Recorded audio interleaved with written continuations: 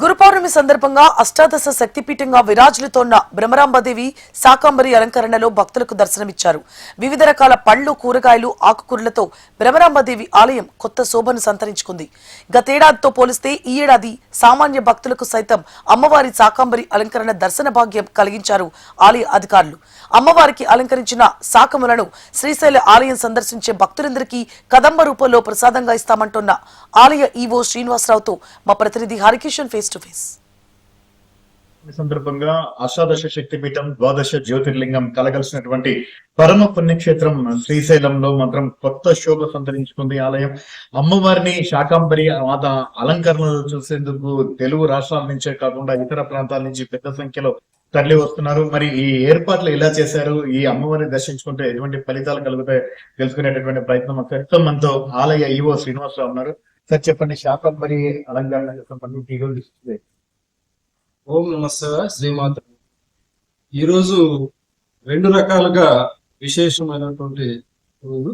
ఎందుకంటే శ్రీశైల దేవస్థానం ద్వాదశ జ్యోతిర్లింగంలో రెండవ జ్యోతిర్లింగంగా, అష్టాదశ శక్తిపీఠాల్లో 6వ శక్తిపీఠంగా, స్వతహాగా ఉన్నటువంటి మరి భారతదేశంలో అత్యంత పురాతనమైన అత్యంత పెద్ద శివాలయంగా ఆవిర్భవించి భక్తుల యొక్క సంఖ్య రోజు రోజుకు పెరగటం.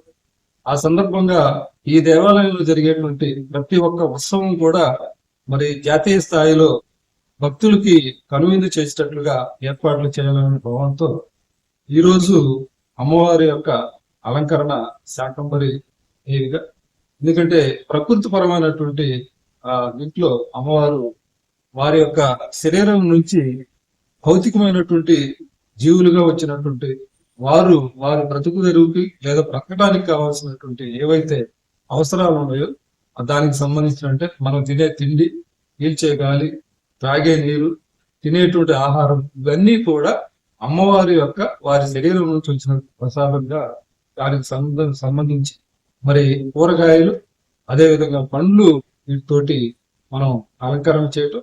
అదేవిధంగా గత సంవత్సరం మనం సహజంగా ఆశీర్వచన మండపంలో తక్కువ ప్రదేశంలో అమ్మవారిని అలంకరించేసి మనకు హైదరాబాద్ నుంచి అభిరుచి ఏదైతే మనకు ఈటీవీ కార్యక్రమంలో ఒక మంచి చెఫ్ మనకు వచ్చి ఆ యొక్క అలంకరణకు సంబంధించి కార్వింగ్ ఏర్పాటు చేసేవారు.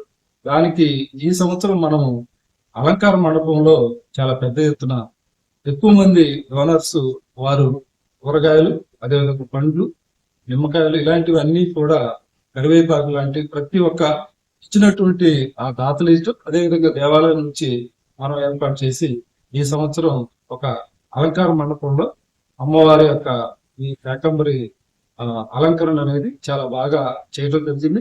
చివరిగా చెప్పండి సార్, వచ్చేటటువంటి భక్తులకు ఏ రకమైనటువంటి సౌకర్యం ఉంది? అంటే ప్రధానంగా అమ్మవారికి సంబంధించిన అలంకరణ వీక్షించడానికి ఎటువంటి ఇబ్బందులు అయితే లేవు కదా, ఎక్కడికి నుంచి? ప్రతి సంవత్సరం మనం ఏం చేస్తామనంటే అమ్మవారి యొక్క అలంకరణ గర్భాలయంలో జరుగుతుంది. ఆ అలంకరణ చూసి వెనక్కి వెళ్ళిపోతారు. ఎందుకంటే ఆశీర్వచన మండపం అనేది లిమిటెడ్ గా ఉంటుంది. విఐపీలు లేదా ఎవరైనా సిబ్బంది మాత్రమే అక్కడ ఉండే అవకాశం ఉంది కాబట్టి తక్కువ మంది దాన్ని చూసే అవకాశం ఉంది. కానీ ఇప్పుడు ఈ సంవత్సరం మనం ఏం చేస్తామంటే అమ్మవారి యొక్క అలంకరణ పూర్తి స్థాయిలో మరి శాకంబరి అమ్మవారిగా కూరగాయలు, పండ్లు, దాంతో పాటు ఈ డ్రై ఫ్రూట్స్ తోటి ఉన్నాయి.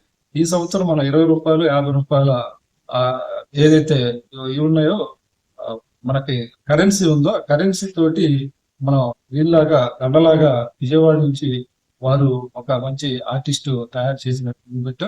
తర్వాత ప్రత్యేకించి మనకు ఈ కుంకుమార్చనకు సంబంధించినట్టు ఏదైతే కూర్చొని ఉంటారో ఆ ప్రదేశం అంతా కూడా పందిరి రూపంలో వేసి ఆ పందిరిని కూడా మనం కూరగాయలు, అదేవిధంగా కరివేపాకు, పండ్లు ఇలాంటి వాటితో కూడా అలంకరించి ఈ కోతులు ఇలాంటి వాటి పెద్ద నుంచి కూడా మనం రక్షణ పరంగా చేసి భక్తులు చేసాం. తర్వాత అలంకార మండపంలో ఏదైతే మనం అలంకరణ చేసామో అమ్మవారి యొక్క దర్శనం అయినాక వారు అలంకార మండపంలో అక్కడ ఏర్పాటు చేసిన చూసుకొని మన కదంబం అనేటువంటి ఏదైతే ఈరోజు మరి ప్రసాదం చేస్తామో అక్కడ వారికి వితరణ చేసి మనకు శివాజీ గోపురం నుంచి వారి బయటకు పంపించినట్లుగా ఈ సంవత్సరం ఏర్పాటు చేశాం. ఆషాఢ మాసం సందర్భంగా అష్టాదశ శక్తిపీఠమైనటువంటి భ్రమరాంబాదేవికి విశేషమైనటువంటి పూజలు అయితే నిర్వహిస్తున్నారు. ఈ రోజు పౌర్ణమి సందర్భంగా అమ్మవారి శాకంబరి రూపంలో దర్శనమిస్తున్నటువంటి పరిస్థితి ఉంది. గత సంవత్సరంతో పోలిస్తే అంటే కేవలం కొందరికి మాత్రమే ఆ అవకాశం ఉండేది, కానీ ఈ సంవత్సరం మాత్రము ప్రత్యేకంగా అక్క మహాదేవి అలంకార మండపంలో అమ్మవారికి సంబంధించి ఏర్పాటు చేసినటువంటి నేపథ్యంలో ప్రతి ఒక్క సామాన్య భక్తులు సైతం కూడా విశేషంగా అమ్మవారిని దర్శించుకొని ధరిస్తున్నటువంటి పరిస్థితి ఉంది. అయితే ఈ శాకములన్నీ కూడా పాకశాలకు పంపించి ప్రత్యేకంగా కదమ ప్రసాదం తయారు చేసి అది భక్తులకు అందించేటటువంటి ప్రయత్నం అయితే ఆలయ అధికారులు చేస్తున్నటువంటి పరిస్థితి తాజాగా ఉంది.